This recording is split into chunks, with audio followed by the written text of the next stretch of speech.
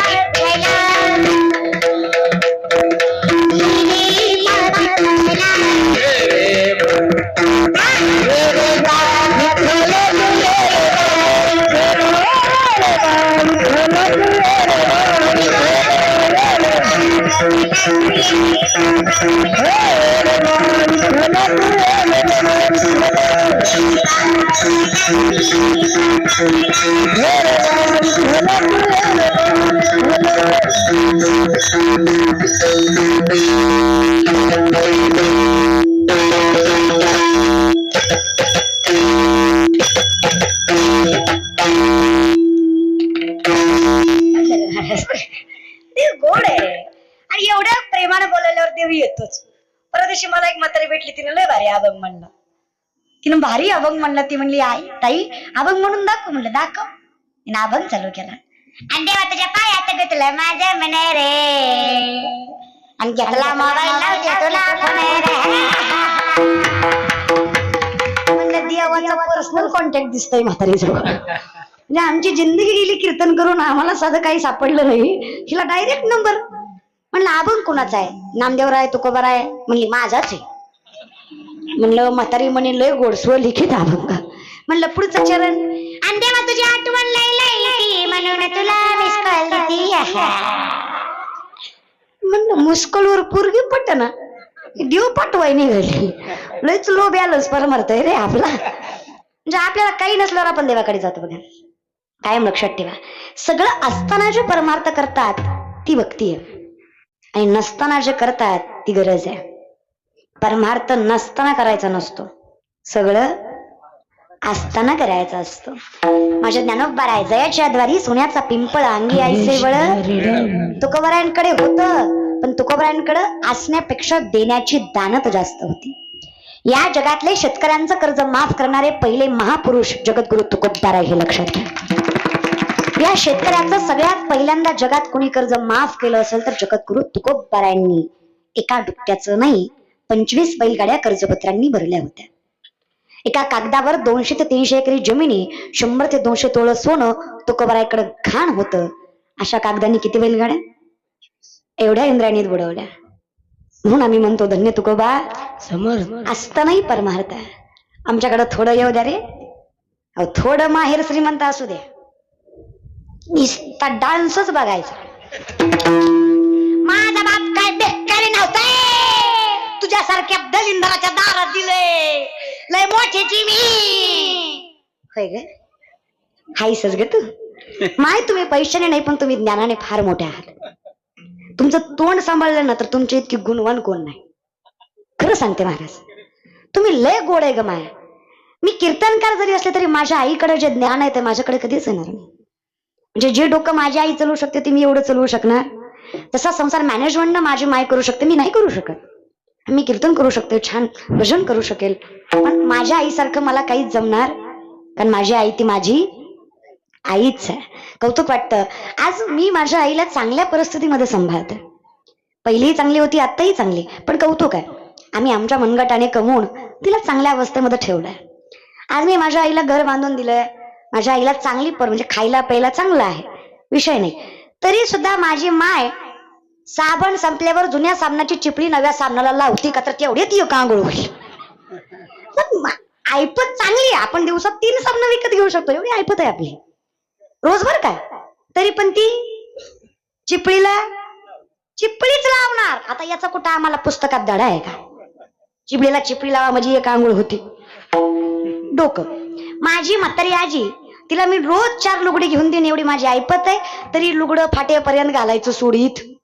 जवळ माणूस म्हणत नाही, जवळ लिकरू नातू म्हणत नाही, अगं फाटलंय ग ती, माणसात चांगलं दिसत नाही, फेड आता तरी तवाच फेडती. बर फेकून देत तिची गोदडी शिवती फेकत. माझ्या आईला माझ्या आजीला मी 5 स्टार 7 स्टार हॉटेलला जरी नेलं, त्यांना मी 1000चं जरी आईस्क्रीम खाऊ घातलं, चमचे घरीच आणणार, गॅरंटी. आमची आई तर कुल्फी सुद्धा ती घेते ज्या मटक्याचा वापर होईल. मटका कुल्फी नसती का? म्हणलं आई इमानदारीनं सांग, तुला कुल्फी आवडती का तू मटका आवडतो? म्हणजे ज्याला कागद आहेत अशी आईस्क्रीम सुद्धा ती खात नाही, डब्यावालीच खाती. का तर ती डबा पुन्हा मीठ ठेवाय होते. खतरनाक नॉलेज आमच्या मायबापाचं. आणि याच ज्ञानामुळे मला तिचं कौतुक आहे. माझी माय लबाडीचा रुपया खात नाही आणि कष्टाचा रुपया वाया जाऊ दे. जाणे माऊलीचे, तिच्या त्याच गुणामुळे आम्ही आज वैभवात आहे. आजही माझा बाप दारात कुत्रा आला तर ताटातली चतकोर कुत्र्याला टाकतोच. तो श्रीमंत असो किंवा गरीब, विचार करत ही परंपरा आहे, हा संप्रदाय हे शिकवतो. देवदेव म्हणजे काय? आलेला प्रत्येक व्यक्ती देवाप्रमाणे समजा तोच देव आहे. घरातले मायबाप तुका म्हणे माय बापे अवघी देवाचीच रूप आहे. आम्हाला हाच देव कळला नाही. आम्ही देवाला वेगळा खर्च कराल, पण घरातल्या माणसांना सांग, ए बघा गरज आहे तिथे द्यायचं. आपलं चुकतं कुठे माहित आहे का?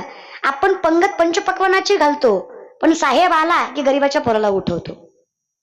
ताटावर बसलेला असतो तो, पण आपण त्याला म्हणतो उठाय साहेबाला बसू दे. कशाला पंगत घातली रे कडू मी आल्या? तुला साहेबच खाऊ घालायचं होतं तर घरी नेऊन खाऊ घालायचा की. आता इमानदारीनं सांगा, त्या लेकराला गरज आहे रे, ते वाट बघतं लाडूचं, कवा लाडू येईन कवा मी खाईन, त्याला गोड वाटतं, त्याला आत्मीयता आहे. आणि जेव्हा त्याचं पोट भरेल ना, तेव्हा तुझ्या कुळानं कुळीला आशीर्वाद लागेल. तुझ्या निरागस आत्म्याचं पोट भरलंस, साहेबाला म्हणावं लागतं घ्या की थोडं, नाही घ्या, आधी खाऊन आलंय, दीर्घ वर आहे त्याच, तुझ्या बुंदीची त्याला गरज. आणि तुमचं बघा, तुम्ही नावाजलेल्या महाराज लोकांना चहा घ्या, दूध घ्या, नाही नाही थोडं एक्स्ट्रा घ्या, नाही नाही ड्रायफ्रुट्स, अरे पाकिट घेतो आम्ही, काय कमी आहे आम्हाला? माझ्याकडे बघू नका, मला कमीच आहे. खाऊ घालू नका असं नाही, पण सगळ्याला सेम खाऊ घाला ना. तुम्ही नावाजलेला चांगलं खाऊ घालता. आणि महाराज असं काही क्रायटेरियावर नसतो रे. हा, परमात्म्याच्या कृपाशतेने एखाद्याला प्रसिद्धी जास्त मिळते, पण याचा अर्थ तो लय हुशार आहे असा समदृष्टी घेता समान श्री हरी श्रमदमावरी हरी झाला, हेच कळलं नाही आम्हाला. आधी नजर बदला, कीर्तनकार कोण आहे हे ऐकून कीर्तनाला यायचं नसतंय. कीर्तन आहे म्हणून कीर्तनाला यायचं असतं, कारण कीर्तन ही परंपरा मोठी आहे. कीर्तनकारामुळे कीर्तन मोठं होत नाही, कीर्तनामुळे कीर्तनकार मोठा होतो. हा फरक आहे. आम्हाला अजूनही काय ना कळायचं, जाऊ द्या रे, आमच्या जिंदगीची एवढी बेकार अवस्था आहे. आम्ही त्या फुटबॉल सारखं आयुष्य जगतो, काही एम नाही आमच्या आयुष्यात, काही म्हणजे काही वैभव काय कमवावं किंवा कशाचं कमवावं, बरं कुठल्या गोष्टीला मानावं कुठल्या गोष्टीला नाही मानावं, आयुष्य असंच निघून जातं. आणि पुन्हा एकदा गेलं की मजा वेळ आहे. सावध झालो हरीच्या आलो, जो इथं आला तो सुखी जगला. बघा, माणसं दुःखाला कवटाळून बसतात, दुःख मानू नका. दुःख आपल्यापेक्षा खूप आहे लोकांना, आपण लय सुखात आहे. अहो पंढरी आपल्या जवळ आहे.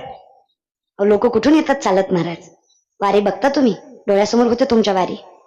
काय असतं, पिकतं तिथं इकत. आयुष्यात येऊन एकदा पंढरीची वारी करा. आयुष्यात जन्म मृत्यू हा फेरा पुन्हा पडणार. कारण आमच्या नामदेवरायांच्या वारीमध्ये जेव्हा 3 माणसं आहेत, आता गावात काही माणसं असतात, 4 माणसं होती गावात, 4 किती, चांडा चौकडी, 4 अख्ख्या गावात 4 तरी जे सप्ताह होऊ देत, झाला तर सुखानं होऊ देत.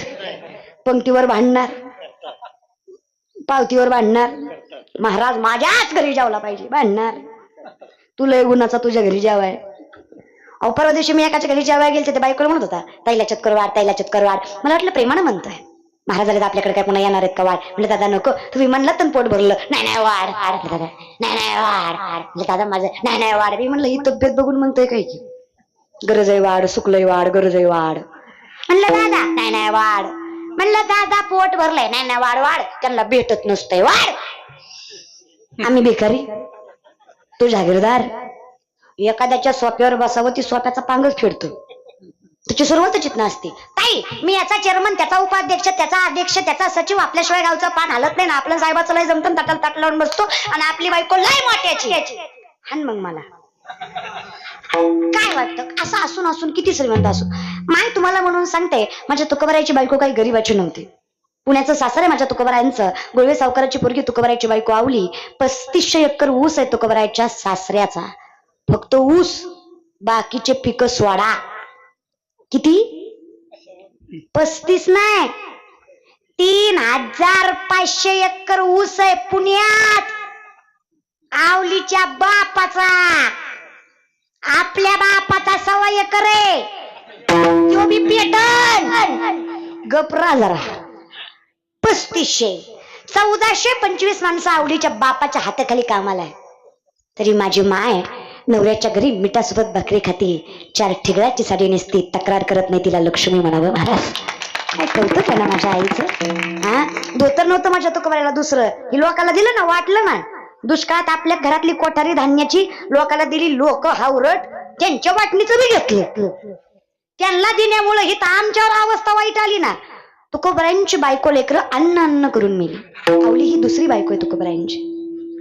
अवस्था वाईट आली, धोतर नाही दुसरं तुकोबारांना घालायला. माझ्या आवलीनं त्याच धोतराला 3 गाठी मारल्या, खालनं 2 पैसाची पानं लावली, जिंकून माझ्या धन्याचं धोतर फाटले जगाला दिसून ये. आणि लोकांनी माझ्या नवऱ्यावर हसून ये. नात्याची लाज जी उमरट्याच्या बाहेर जाऊ देत नाही ना, माय व्यासपीठावर सांगते, त्या लक्ष्मीचं परमात्मा देवदाम दुप्पट केल्याशिवाय सोडत नाही. शास्त्र वर्णन करतं, ज्या घरातला पुरुष प्रामाणिकपणे कमवतो आणि ज्या घरातली स्त्री कठीणातली कठीण परिस्थिती आनंदी मनाने निभावते ना, त्या घरातला भगवंत लक्ष्मी दुरावत. वाणी रसवती यस्य यस्य श्रमवती क्रिया, लक्ष्मी दानवती यस्य सफलम तस्य जीविता. किती सोपं आयुष्य आहे. फक्त आनंदीच राहायचंय. मन करा रे सकळ सिद्धीच कारण. मोक्ष अथवा बंधन हे कशाच्या हातात आहे. It's all depend your mind. Peace of mind आपण ज्याला म्हणतो. मन शांत आहे तर झोपडीतही आनंदी, आणि मन अशांत आहे तर बंगल्यातही दुःखीच आहे. आता या मनाला शांत कोण करतं? आता कोठे धावे, आता कोठे धावे,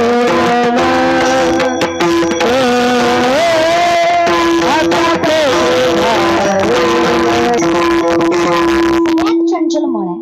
मन मत्कर मेघ मानणी मधून मरुत मा मधुमर कुटुंबात समकार तशा चंचल. सगळ्यात मन चंचल आहे, पण याला स्थिर करायची ताकद आहे. कशात आहे? तिने सदा चित्ता सदा नाम घोष करू. मग न सांगता मन कुणाला कळतं? आईला. न आई कोण आहे? देव आहे. आई कोण आहे? मग आई कोण आहे? आई कोण आहे? देव आहे. मग आई कोण आहे? कळतंय का? मरू दे तिकडं माय, का तर आला मला सुद्धा आता. आता आई कोण आहे? आपण काय म्हणलो, माझी आई कोण आहे? देव आहे. मग माझी आई कोण आहे? तर माझी आई जर देव आहे, तर मग मला जिनं जन्म दिला ती माझी आई कोण आहे? देवच आहे ना. देवच आहे ना. मग माझी आई देव आहे, मग माझी आई देव आहे. जर देव आई आहे तर आई देव आहे. हाच अभंगाचा सारांश महाराज. जिथं तुकोबारायांची आई देव आहे, तिथं माझी आई देव आहे. मग जसं मी आई देवाला म्हणते, तसं मी आईला देव मानते. इथे सर्वस्व एकच आहे. जिने जन्म दिला, जिने देह सांभाळला, ती सर्वस्व माझी माय आहे. मग आम्ही विचार केला, आम्ही काय त्रास करून घ्यावा, जिथं आमचं कर्म सत्य आहे. लोक म्हणले, चिमणीला अक्कल आहे का तुला? तुम्ही जागेवर आलात का? फिरत जा, पण येत जा. इष्ट चहा पाण्याला थांबत असते, गाव येऊस तर सोडायची. आता हे 2-4च जागे झाले ती महाराज बर का. आपला काय विषय चालू होता? सत्यकर्मावरनं आपण आईकडे आलो. कर्म सांगत आपण नामचिंतन सांगितलं, 8 सांगितला. त्यामध्ये आपला एक विषय, चिमणीला लोक म्हणले, अक्कल आहे का तुला? जागेवर आलात का? लोक म्हणले चिमणीला अक्कल आहे का तुला, एवढूसा जीव ग तुझा, तुझ्या चोचीतल्या पाण्याने जंगलाची आग विझणार आहे. लोक म्हणले खरं आहे तुझं. चिमणी म्हणली लोकाला खरं आहे तुमचं दादा, माझ्या चोचीतल्या पाण्यानं जंगलाची आग विझणार नाही, पण जेव्हा केव्हा जंगलाचा इतिहास लिहिला जाईल ना तेव्हा माझं नाव आग लावणाऱ्यात नाही आग विझवणाऱ्यात असेल. हे सगळ्यात जास्त महत्वाचं आहे. माझं कर्म जर सत्य आहे तर घातली या भय आम्ही या देहाची काळजी करत, कारण आम्हाला माहित आहे तरले तरती हा नाम धारकाचा. काय सांगावं, चोखोबरायची गुरु माझ्या परमात्म्याने राखली. अहो महाराज, चोखोबरायची गुरु सोडा, चोखोबराच्या बायकोचं बाळांपण 27 दिवस माझा त्रैलोक्याचा नाथ साडी नेसून करीत होता. कुणी कराय तयार? मंगळवेळाच्या भिंतीखाली चोखोबरांचा मृत्यू झालाय वेशीची भिंत बांधताना. मी कर्म सांगते बरं का, कसं असावं म्हणजे देव देतो, देव राखतो कधी बघा. ज्यावेळेस मृत्यू झाला माझा परमात्मा रडतोय, नामदेवराय म्हणतात देवा वेडायस करे, अरे तूच रडावं मग आम्ही कोणाकडे बघावं, काय रडतोस रे? अरे माझा नामा गेला, कमीत कमी हाड घेऊन येशील का रे नामा, माझा चोखा गेला, हाड घेऊन येशील का नामा? नामदेवराय म्हणले देवा एवढं तरी कळून घ्या की र सगळ्याची हाड सारखीच असते ती, काय कलर वेगळा आहे का सांगोलीकराचा वेगळा, पारशीकराचा वेगळा, असं काय असतं का? जात वित गोत कुळ शिळ मात सगळं सेमच आहे ना. मी चोखोबरांची हाड कशी ओळखायची? माझा परमात्मा सांगतोय नामा प्रत्येक हाड कानाला लाव, त्या हाडातनं विठ्ठल विठ्ठलाचा जय घोष येईल ना नामा, ते हाड माझ्या चोख्याचं असेल हे बरोबर एवढं. तेव्हा जाणे माऊलीचे कळतंय ना, जेव्हा करी लाभावीनं आमचं प्रेम करायची व्याख्याच वेगळी. प्रेम प्रेम कसं असावं? निस्वार्थी. निस्वार्थी बघा महाराज 70-75 वर्षाची म्हातारी दारात कृष्णाची रांगोळ काढत होती. उद्धवाने विचारलं, उद्धवाला प्रेमाची प्रचिती करायला देवानं पाठवलं होतं. उद्धवानं बघितलं काय गोड देव काढला गा आई, कसा जमला? म्हातारी म्हणली येडे आयुष्यभर त्याच्याकडेच बघून जगले, त्याच्याशिवाय दुसरं काही विचार केला? डोळे झाकून जरी काढला तरी देव जसाच तसा आला पाहिजे, एवढं प्रेम. म्हणे मग देवाची रांगोळ चुकली कशी? म्हातारी म्हणजे लय मारी ना, चुकणार? चुकली ग माय, काय चुकलं रे? एवढा सुंदर श्रीकृष्ण काढलास, देवाला पायच नाही काढले. ते म्हणले येड्या, म्हणूनच देवानं तुला गोकुळात पाठवले. म्हणलं आता काय याचा संबंध आहे? तुला फक्त अक्कलच आहे, जरा प्रेमानं बघ ना. म्हणला प्रेमानं बघल्यावर डोळे दिसतील का पाय? तसं नाही रे उद्धवा, मी काढायचं विसरले नाहीये, मी काढलेच नाही आणि मी कधीच काढत नाही. का नाही ग माय? अरे उद्धवा, त्याला पाय होते म्हणून तर मला सोडून मथुरेला गेला. तिथं त्याचे पाय धरणं माझ्या हातात नव्हतं रे, पण रांगोळ मी काढलीये. यात जर मी देवाला पाय काढले आणि इथून निघून गेला तर कुणाकडे बघून जाऊ रे उद्धवा, पण रांगोळीत पायच नाही काढले उद्धवा. खरं सांगा, रांगोळीतला देव जाईल, पण इथं लॉजिक नाही, ओनली मॅजिक चालतं. तर्क वितर्क नाही, फक्त प्रेम. आता खरं सांगा, काही काही माणसं म्हणतात ते काही का, कावळा ओरडला की कोणतर पाहुणा. लेकरू बाहेर गावी शिकायला असलं, निस्ती माय बघते कवा कावळा ओरडते. हे सगळं वेगळं आहे, पण याच्यात काय आहे? प्रेम आहे. तसंच जिथे प्रेम आहे जिथे प्रत्येक गोष्ट सत्य आहे. देव मानला तर आहे, नाही मानला तर नाहीये, आणि मानला तर सगळी